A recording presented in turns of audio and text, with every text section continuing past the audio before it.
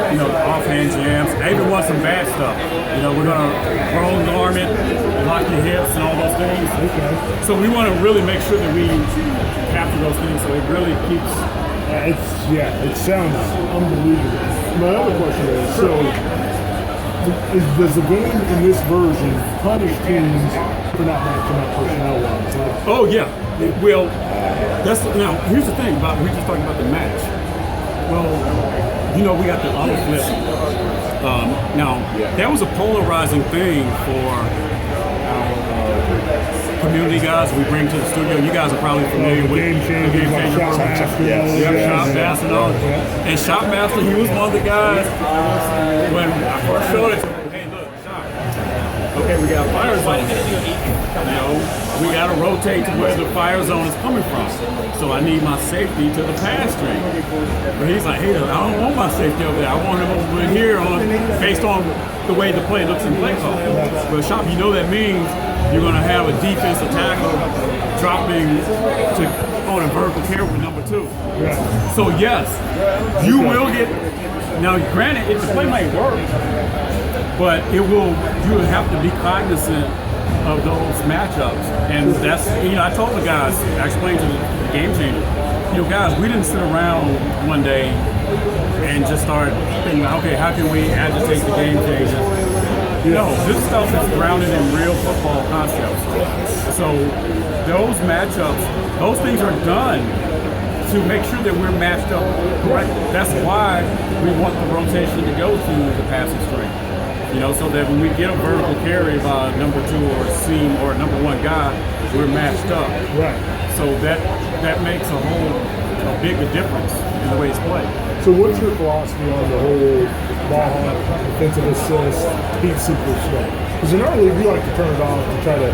I generally like to turn it off because it's more of a deal to kind of help people, it's one of those, accessibility type things, where guys who may not have the best stick skills, if you will, because that is a hard thing to do for a lot of people, especially newer guys, to be able to size a player up.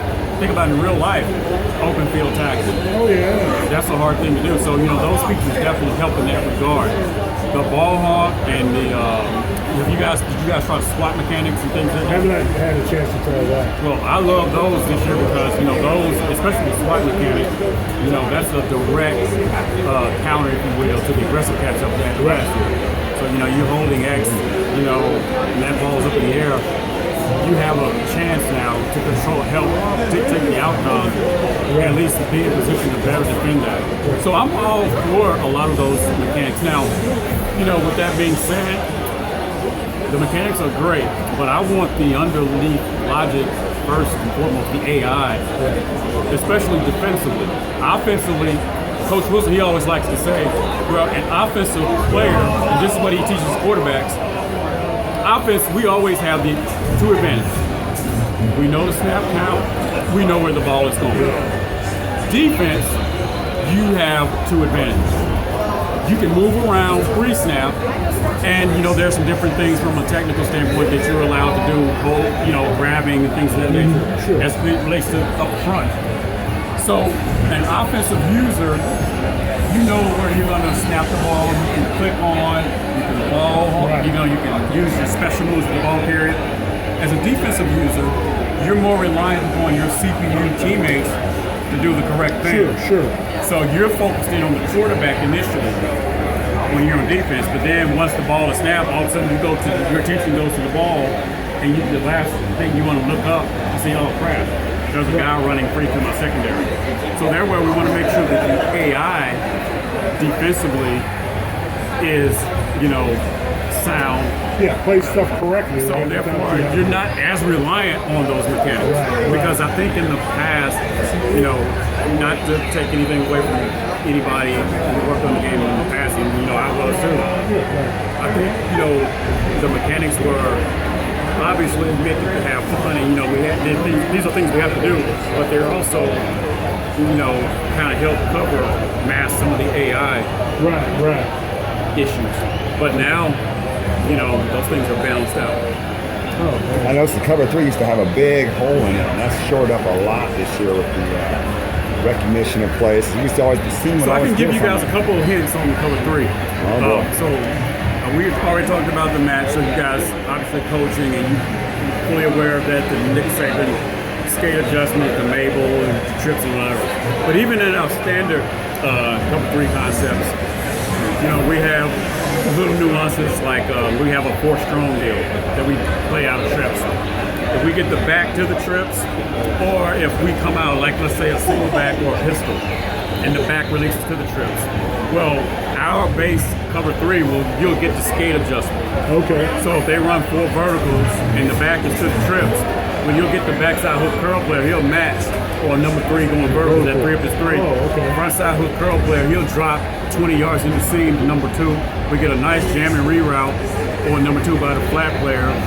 Carry him up for a few yards, then he's trying to get underneath the comeback. Yeah. Now again, the deep zone stuff, we really want to go after that next year where now the safety, since we know that we're 3 up on the backside hook curl player, we can cheat a little bit more towards the trip. So you can imagine this picture, we got 4 guys, front side hook curl player, curl flat player, deep third player, deep middle third. We got 4 guys for the 2 verticals, and then we got basically man-to-man on number 3, and then we got a double team on number 1 on the backside with deep third player and the curl flat player backside. Okay, right. So those are types of things that we never ever had in the game. It was just give a guy a distance and a direction to drop, Right. and whatever happens, he gets there. That's like real life concepts. Like if there's no threat, you can keep running with it. Yeah, keep running with it. Yeah. Just keep going. Yeah, absolutely. Good stuff, man. So- Well, yeah, man, I'm glad. Thanks a lot. I'm glad to meet you guys. Yeah, man. I'm Thank you. fired up. We're excited about it. So, Oh yeah.